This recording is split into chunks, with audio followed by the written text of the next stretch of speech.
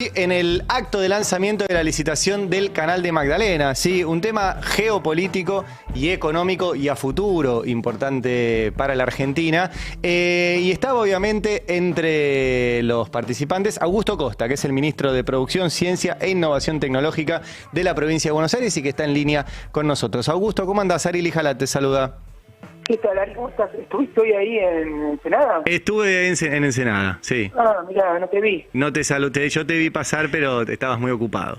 Ahí, bueno, nos tocaba Sí. primero celebrar, ¿no? Porque realmente un día impresionante lo que pasó y me parece que para quienes nos tocó trabajar en este proyecto, pero sobre todo para los que entendemos lo que significa, un día realmente histórico, como dijo el gobernador. Bien, ¿en qué, digo, si le tenés que explicar a la gente que está escuchando, qué importancia tiene para la Argentina esto, hacer este canal nuevo?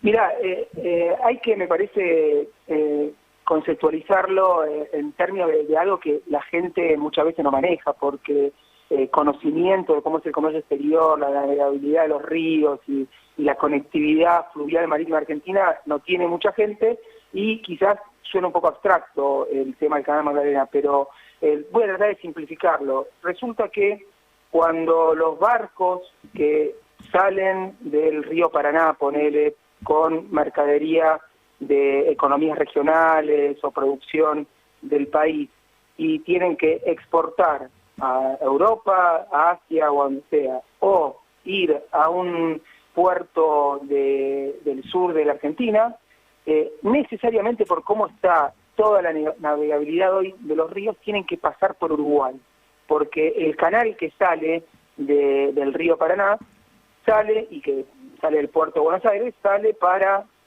Uruguay y con lo cual pasar de un puerto, por ejemplo, de San Pedro, de la provincia de Buenos Aires, al puerto de Mar del Plata, en la misma provincia de Buenos Aires, te obliga a pasar por Uruguay, a pedir permisos a un país extranjero para poder llevar adelante la navegación, etcétera. Entonces, lo que hoy planteaba el gobernador es, primero, hoy tenemos la soberanía partida en términos de la posibilidad de acceder a nuestros propios puertos sin pasar por otro país, y el Canal Magdalena, que es un canal que evita tener que hacer esa vuelta a Uruguay, permite recuperar y unificar la Argentina fluvial con la marítima, es decir, la que une nuestros ríos con nuestros puertos marítimos, ¿no? Tanto de la provincia de Buenos Aires como del sur. Entonces, primera cuestión, que permite recuperar algo que no tenemos y que mucha gente no sabe, ¿no? Esto de que para ir de un puerto a otro tenés que pasar por otro país, no es muy sabido y tiene una explicación, ¿no? Que durante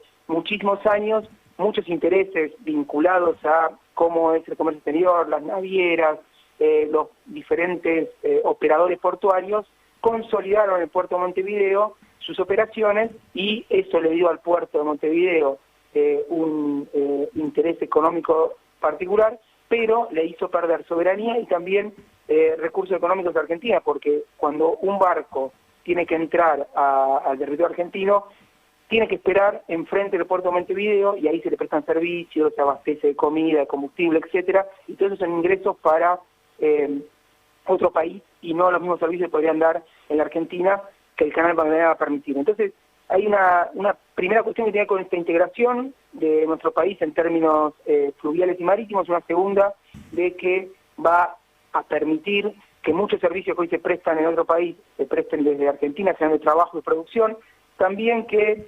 se abaraten los costos de movilización de mercaderías, porque el canal que hoy nos une con el mar desde la Argentina es un canal que por cómo está confeccionado tiene más costo de mantenimiento, de dragado y tiene como si fuese una ruta de una sola vía, y entonces eso hace que haya más demoras para los barcos, para entrar y salir. Y el Canal Magdalena es un canal de doble vía, es decir, poder ir y volver los barcos, y al mismo tiempo, al estar dispuesto de otra manera en términos de cómo es el flujo de las mareas, permite que el dragado sea más económico. Entonces, hay beneficios, como te decía, de soberanía nacional, de económicos y de abaratamiento de costos que hacen que sea realmente insólito, inaudito, inexplicable, que no hayamos podido avanzar con este proyecto y que durante muchísimo tiempo la Argentina haya tenido este sistema de comercio exterior por mar y río. Y los antecedentes son que en 2013 el gobierno de Cristina hizo un primer llamado a licitación que quedó desierto. En 2015 el actual gobernador Axel, cuando era ministro de Economía, hizo un segundo llamado que el macrismo echó por tierra, digamos, discontinuó, y ahora estamos, después de 3 años, volviendo a reivindicar la importancia estratégica de este canal. Así que no sé qué tan claro quedará para alguien que no está muy metido en los temas, pero me parece que del sentido común, hasta el sentido común, debería ser bastante obvio que si queremos tener soberanía sobre nuestros ríos y sobre nuestro mar, digamos, necesitamos este canal. Augusto, buenas tardes. Mariano Balic te saluda. ¿Qué tal? Buenas tardes. Te quería preguntar, en línea con esto que venías diciendo hacia el final, ¿cuánto tiempo? Vos mencionabas el caso de que se había llamado a licitación, que se intentó hacer hace casi 10 años atrás, que después, bueno, esto se frenó por cuestiones básicamente que la decisión del gobierno, digamos, de Cambiemos en ese entonces, de frenar o no avanzar con este proyecto. Digo, ¿cuánto tiempo tiene que pasar hasta que este canal esté 100% operativo? Y eventualmente, digamos, ¿cómo se puede evitar o es necesario de alguna manera garantizar que esto no se frene nuevamente? Bueno, me parece que esa es la gran pregunta ahora. Hoy dimos un paso importantísimo, que es que se hizo el llamado a licitación. Lo que quiere decir es que el gobierno nacional, a partir del Ministerio de Transporte, publicó los pliegos que invitan a empresas que hagan dragado, balizamiento para construir este canal, a que presenten sus ofertas. Eso ya es un paso importantísimo, ¿no? Que requiere, como decíamos, de voluntad política y de convicción para hacerlo.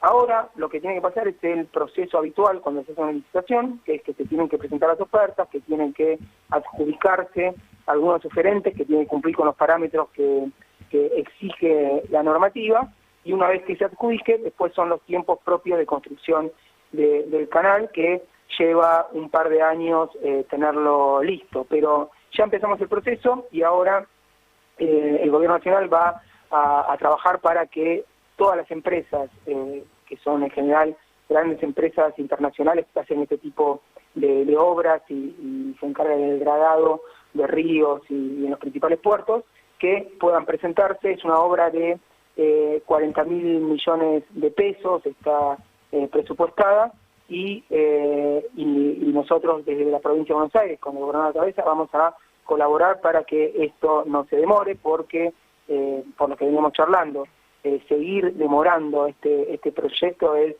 seguir impidiendo que Argentina tenga plena soberanía sobre sus mares. Augusto, Natalie Rizzo te saluda.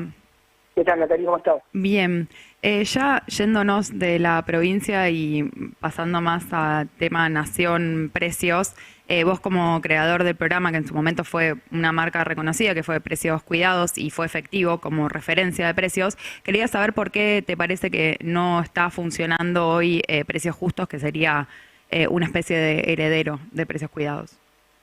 Bueno, yo primero no diría no está funcionando, sino que me preguntaría cuál es el contexto en el cual se implementó cada uno de los programas, ¿no? Que claramente son mundos absolutamente distintos. Cuando la presidenta Cristina Fernández de Kirchner y el ministro en ese momento de Economía, Axel Kicillof, plantean la necesidad de llevar adelante un programa de administración de precios, lo hacen desde en el contexto de una economía donde la inflación estaba en el orden del 20 al 25%, donde el Estado Nacional tenía muchas herramientas para poder incidir en el resto de las políticas que deben acompañar a un programa como Precios Cuidados, tanto la política macroeconómica, monetaria como fiscal, y que el contexto internacional no era el que tuvimos que experimentar en los últimos años. Entonces, en ese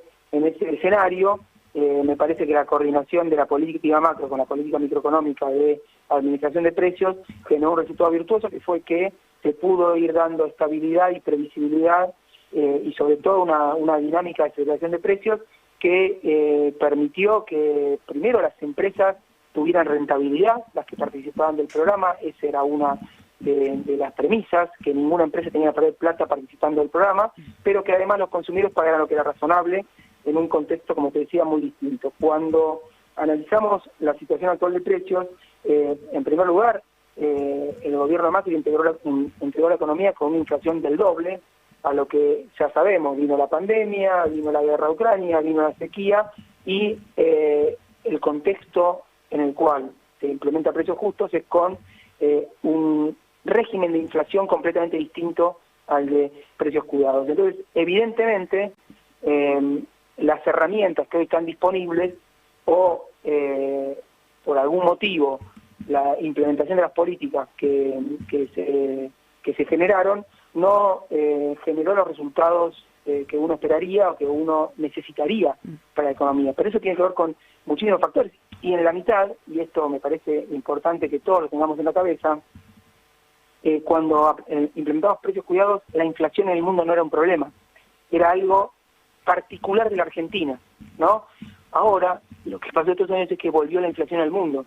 Entonces, fíjense cómo estamos hablando de mundos completamente distintos, donde lo que sí creo, y me parece que es importante, hay que volver a pensar seriamente cuáles son las herramientas que se necesitan para en el actual contexto lograr que haya una desaceleración de la inflación y que no tenga que ver con estas propuestas delirantes como la dolarización o los ajustes brutales del gasto y del empeoramiento tremendo de las condiciones de vida de los sectores populares que están planteando desde la oposición, y que también uno cuando mira hoy el subidón que está teniendo en estos días los dólares paralelos, particularmente el dólar blue, gran parte del efecto tiene que ver con candidatos que irresponsablemente vienen a decir vamos a dolarizar a cualquier valor, y eso genera obviamente movimiento y conductas que terminan generando efectos que si hubiese más responsabilidad no habría. No digo que esa es la causa,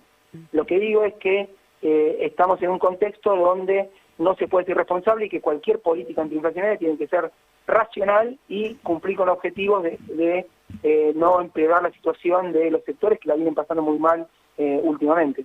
Bien. Augusto, en ese contexto, recuerdo estamos hablando con Augusto Costa, que es ministro de Producción, Ciencia e Innovación Tecnológica de la provincia de Buenos Aires. ¿Cómo está la provincia hoy en términos de producción y empleo, ya con la pandemia bien dejada atrás? Digamos, ¿logró recuperar toda la producción y empleo que se había perdido? ¿Tiene más que antes de la pandemia? ¿Cómo está?